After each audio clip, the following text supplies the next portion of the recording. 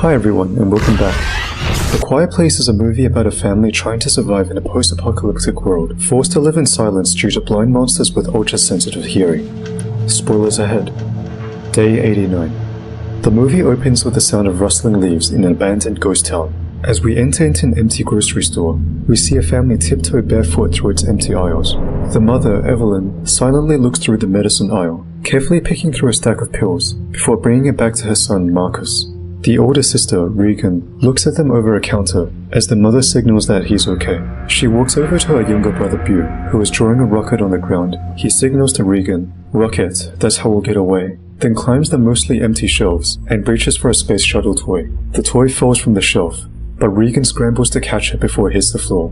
Meanwhile, the family's father, Lee, has scavenged some electronics for a radio which will boost its signal, as well as some cutting pliers for Regan. Evelyn signals to her family that it'll be dark soon, and they prepare to leave when looks of horror crosses their faces. Bew is holding the electronic space shuttle toy in his hand, which Lee carefully takes from him, removing its 2 batteries. He signs to his youngest son, "It's too loud." As the family departs, Regan sneaks the toy back to Bew, who then grabs the batteries on his way out. The family silently walk home on a trail of sand they've created. As they come to a walking bridge, they suddenly hear the electric sound of the space shuttle toy. A horrified Lee races back towards his son, but he's too late. A creature flashes before them, seizing the little boy. Day 472. It's been over a year since the day of the accident. Lee is in the basement of the farmhouse, where he set up an extensive surveillance system of cameras and monitors, as well as his radio and electronics, which he uses in hopes of contacting any other survivors. There are also scores of various news clippings which report of an alien invasion. Lee attempts and fails again to make contact as he crosses another off his list. Evelyn, meanwhile, is in a cellar where she prepares for a soon-to-be-born baby. She sets up an oxygen tank which is connected to an infant breathing mask. It sits next to a covered soundproof baby crib. Upon nightfall, Lee lights up a small metal drum as another flame softly glows in the distance, followed by more scattered across the mountains. Evelyn asks Regan to tell her father that dinner is ready, which she reluctantly does. After a silent prayer, they quietly enjoy their food on pieces of lettuce. Afterwards, Regan and Marcus is playing Monopoly when he accidentally knocks over a lantern, which sets the rug on fire. Lee quickly puts it out, but the family is terrified as they wait for the consequences. Loud banging is suddenly heard from the roof, and the sound of crunching is heard. Lee looks out the window and is startled by a raccoon that falls off the roof. Away from the house, the raccoon is quickly squashed by the monster. Lee heads down into the basement to work on a hearing implant to help his daughter hear. Evelyn comes down and shares a smile. They put on a set of earbuds and slow dance to Neil Young's Harvest Moon. Life on the farm was hard, but stable. The next day, while Lee is pouring down more sand on their walking path, Evelyn is in the cellar checking her blood pressure. Her due date is just a couple of weeks away. She places a stethoscope on her abdomen, revealing a strong, healthy heartbeat. Regan enters the farmhouse, being careful only to walk on the marked spots on the floor which saw a creak, and looks down into the basement where his father's working. He tells her that he's taken apart a radio and attempted to fix her implant, but she stops him and says that they never work. Lee, although disheartened, places them in her hands. Evelyn is trying to teach math to Marcus, when Lee tells her that he wants Marcus to come with him today. Although Regan wants to go, Lee says that she needs to stay safe until her hearing's fixed. She runs into her room and tries on the new hearing implant. When they don't work, she's devastated. Regan packs a bag which includes her cutting pliers and a wrapped object from her dresser, then sneaks out the farm. Lee takes his son to a river where he teaches him that making small sounds is okay, as long as louder sounds are nearby. Next to a waterfall, they can freely speak to each other without fear of being heard. Marcus tells his dad that Regan blames herself for what happened, and thinks that her dad hates her for what happened too. Lee looks at him and says that it was no one's fault. Marcus says that if he still loves her, he should tell her sometimes.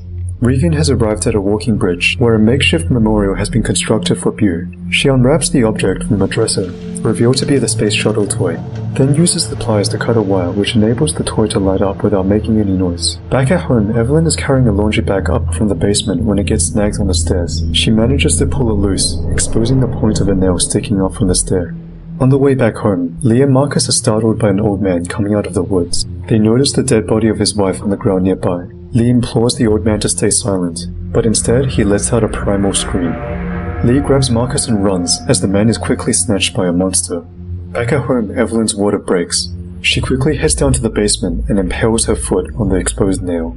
She manages not to scream, but drops the picture frame she was holding. Forcing in the tears, Evelyn pulls her foot out of the nail and stumbles to a box in the corner of the room. Red light bulbs are turned on to serve as a warning signal. She then staggers across the room for a mechanical kitchen timer as a loud growling sound is heard from inside the house. Lee has returned home and is horrified to see that the emergency signal has been switched on. As Evelyn hides in a corner of the room, she hears a terrifying mix of clicking and growling as the monster makes its way down the room. Still holding back from her tears, she bites down on her thumb from the pain. The monster opens its slimy ears to search for its prey. As the timer sounds, it immediately leaps towards it, giving Evelyn time to run upstairs. To her horror, she sees another monster in her front yard.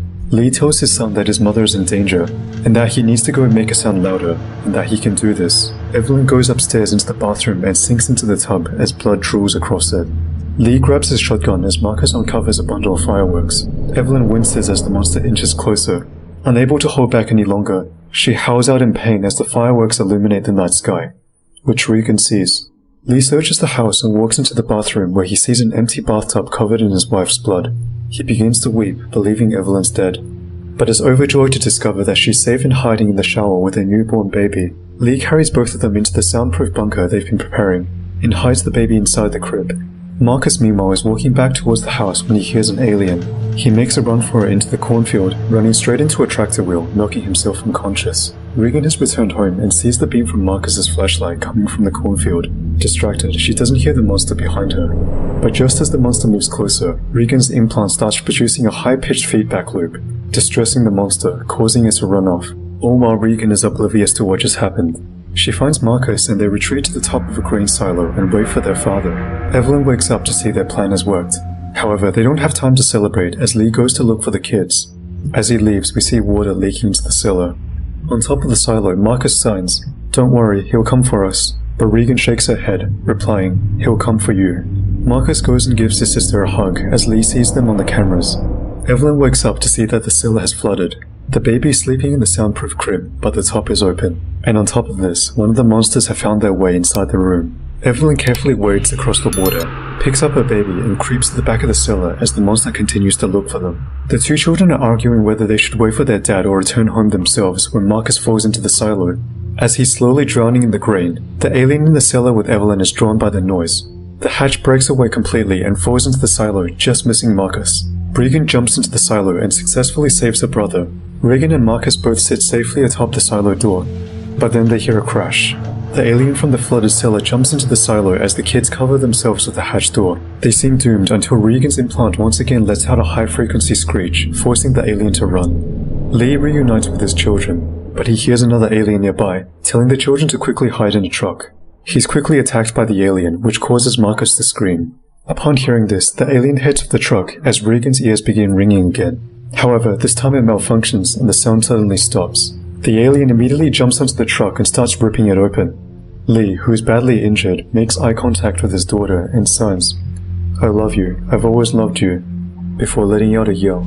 Lee is taken as the truck rolls back into the house. There they reunite with their mother. However, they hear the alien approaching, so they retreat back into the house and head down into the basement. Regan, who was never allowed down here, sees for the first time her father's research, and the many hours her father had spent learning about mechanics and anatomy in an attempt to repair her implant. She's overwhelmed with emotion just as the lights begin to flicker. The monster walks down into the basement and has them cornered. Regan quickly scans around the room. What is their weakness?